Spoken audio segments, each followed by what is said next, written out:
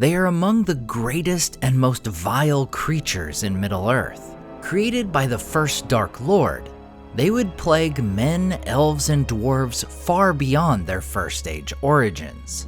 Yet perhaps the biggest question about them remains: how exactly were they created? Today on Nerd of the Rings, we tackle the question of how Morgoth created the dragons. As we lay out a few possible explanations for Morgoth's creation of the dragons, we must first acknowledge the biggest hurdle he may have faced: the limitations we see the Valar have in creation. The first and most well-known instance of this limitation being shown is when it comes to Aule, the smith of the Valar who creates the race of dwarves. Impatient for the promised elves and men, Aule sets to making beings of his own, as he imagined the upcoming children of Iluvatar would be. He creates the stunted dwarves. Yet there is a problem. When Aule is not with them, or his mind is elsewhere, the dwarves stand idle, for they do not have true life of their own. Iluvatar, the god of Tolkien's world, confronts Aule and takes pity on the dwarves. As the only being in existence to wield the flame imperishable, Iluvatar gives this true life to the dwarves, giving them Fear, or souls. We see this in other instances as well. Indeed, as a direct response to the creation of the dwarves, Aule's wife, Yavanna, is worried that this new race will wreak havoc on the trees of Middle-earth. And at her request, Iluvatar creates the Ents. While Morgoth was indeed the mightiest of the Valar, it is confirmed many times that he would be incapable of giving true life to his creations. In the Silmarillion we read, "And naught that had life of its own, nor the semblance of life, could ever Melkor make, since his rebellion in the Ainulindale, before the beginning, so say the wise." And in The Lord of the Rings, we have a quote, which is all too often butchered in online discourse. Here Frodo speaks to Sam of the orcs after his rescue in the Tower of Cirith Ungol. "The shadow that bred them can only mock, it cannot make. Not real new things of its own. I don't think it gave life to the orcs. It only ruined them and twisted them." And here we have the first prevailing theory of how Morgoth created dragons: by twisting existing creatures. In earlier versions of Tolkien's writings, he has the orcs created from stone and based on, or rather in mockery of, the elves. However, around the time of his writing The Lord of the Rings, Tolkien would put forth perhaps the most well-known origin: that Melkor would capture and torment wayward elves and twist them into the race of the orc. For more on these origins and others Tolkien would later write as possibilities, check out my video on the topic. If Morgoth were to make dragons from existing creatures, it would certainly make sense, and it was likely far from the first time that he did this, as we get a hint about another race of creature in the Two Towers. Here, Treebeard says to Merry and Pippin, Well, we could, you know. You do not know, perhaps, how strong we are. Maybe you have heard of trolls? They are mighty strong, but trolls are only counterfeits, made by the enemy in the great darkness, in mockery of the Ents, as orcs were of elves. We are stronger than trolls. So Treebeard, who is one of the oldest beings in existence and lived through Morgoth's reign in the First Age, says trolls were made in mockery of Ents, just as orcs were of elves. Interestingly, Tolkien writing these words lines up quite well with his writings on orcs being corrupted elves. While we cannot be 100% certain, it is possible that trolls are indeed corrupted Ents. This would also go quite well with what we read of the Dark Lord early in the Silmarillion. Melkor spent his spirit in envy and hate, until at last he could make nothing save in mockery of the thought of others, and all their work he destroyed if he could. So perhaps dragons were corrupted beings. One theory is that they could have been corrupted eagles, though it's worth noting that dragons did not initially fly. Only after hundreds of years did Morgoth manage to create winged dragons. But if not eagles, could they have been devised from another creature? Perhaps. The big issue remains the apparent sentience of these creatures.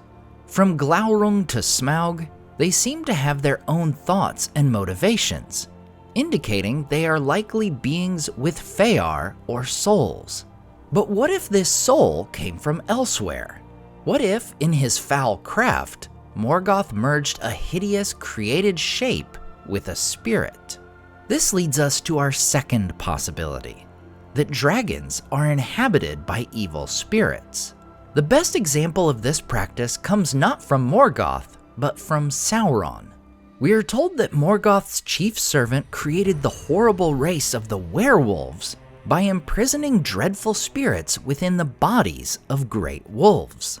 It's possible this was the same method used to create vampires, in which case evil spirits would be trapped within great bats. Could these kinds of spirits, which could very well have been fallen Maiar, have been at the heart of the dragons? It seems if dragons were corrupted Maiar like Balrogs, Tolkien would have stated it more directly.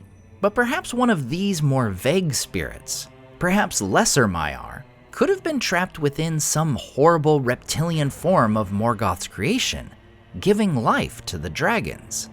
Indeed, it would seem it was not only werewolves and vampires that would see spirits take the forms of creatures. In the early pages of the Silmarillion, we see, "For his throne was set in majesty upon the pinnacle of Taniquetil, the highest of the mountains of the world, standing upon the margin of the sea. Spirits in the shape of hawks and eagles flew ever to and from his halls, and their eyes could see to the depths of the seas, and pierce the hidden caverns beneath the world." When it comes to creatures like werewolves, it's worth noting that after their creation as spirits within wolf bodies, it seems they were capable of reproducing. For Draugluin, the first of their race, is described as the sire of all werewolves, notably similar to how Glaurung is labeled father of dragons, meaning once the original sires of their race were created, it would not require this dark binding of spirit and body to create more. But we also must wonder why, if dragons were devised in the same manner as werewolves, would we not have learned this within Tolkien's writings? Could it be that there's a more secret and costly explanation for the origin of dragons? In the book Morgoth's Ring, we learn that the Dark Lord went to extreme lengths in an effort to conquer all the world. Indeed, like Sauron and his ring, Morgoth would pour his own power into the world itself. But in this way, Morgoth lost, or exchanged, or transmuted the greater part of his original angelic powers, of mind and spirit, while gaining a terrible grip upon the physical world. For this reason, he had to be fought, mainly by physical force. An enormous material ruin was a probable consequence of any direct combat with him, victorious or otherwise. What if Morgoth, having gone further than any Vala in pouring himself into the physical world, put some of his own essence into the dragons? While this may seem like pure fan speculation, it's not entirely without merit within the books. In particular, we look at Glaurung's interaction with the elf Mablung. Here we find that Glaurung may have a deeper connection to his maker than many readers may have noticed. But he turned before he went in and looked back eastward, and there came from him the laughter of Morgoth, dim but horrible, as an echo of malice out of the black depths far away. And this voice, cold and low, came after. "There you lie like a vole under the bank, Mablung the mighty. Ill do you run the errands of Thingol. Haste you now to the hill and see what is become of your charge. Here within the text we find the words, this voice, referencing the laughter of Morgoth that came from Glaurung. Indeed, some have interpreted this, I believe rightly, to mean that Glaurung in this moment speaks with the voice of Morgoth. And indeed, should you ever listen to the phenomenal Children of Hurin audiobook, you will find Sir Christopher Lee, for these lines, delivers them in his Morgoth voice. Could Morgoth's power have been so great that his very essence could live within dragons? Even those far into the Third Age like Smaug, who existed long after Morgoth had been cast into the void? In the end, there is one last possibility. One I think could explain this quite simply. Dragons don't have souls. If we were to assume that dragons are creatures without Fear, albeit very nasty and cunning ones, it would solve the issue of Morgoth not being able to create true life. And while this may seem a rather unsatisfying possibility, it is not without precedence. In the History of Middle-earth volume Morgoth's Ring, we read about Huon the Hound, and the character that would later be named Thorondor, the first lord of the Great Eagles, where Tolkien says they could be Maiar, emissaries of Manwë. But unfortunately, in The Lord of the Rings, Gwaihir and Lendroval are said to be descendants of Sorontar, which is Thorondor's earlier name. In summary, I think it must be assumed that talking is not necessarily the sign of possession of a rational soul or Fea. The same sort of thing may be said of Huon and the Eagles. They were taught language by the Valar and raised to a higher level, but they still had no Fear. Should this be the case, dragons may not have souls at all. Just like Huon and the Great Eagles, they were simply beasts elevated to a higher state of being, where they could be taught speech and have independent thought and action. This would also open the door for things like trolls to have been created in the same fashion. Now, it's worth noting that in a note written on the very same paper as this essay, Tolkien would list Huon as a Maya robed in the form of a beast. And later, in 1970, he would write a piece found in The Nature of Middle-earth, saying the Eagles were indeed Maiar. As with a fair number of things, we can only take somewhat educated guesses at the true nature and origin of dragons.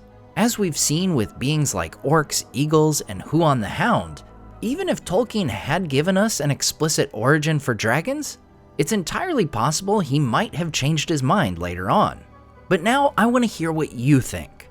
Let me know in the comments which of these possible explanations for the creation of dragons you think has the most merit.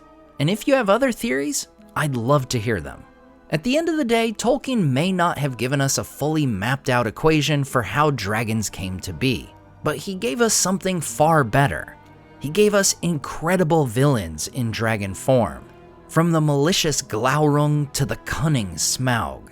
Whatever their origins, they remain among the greatest dragons in all of literature.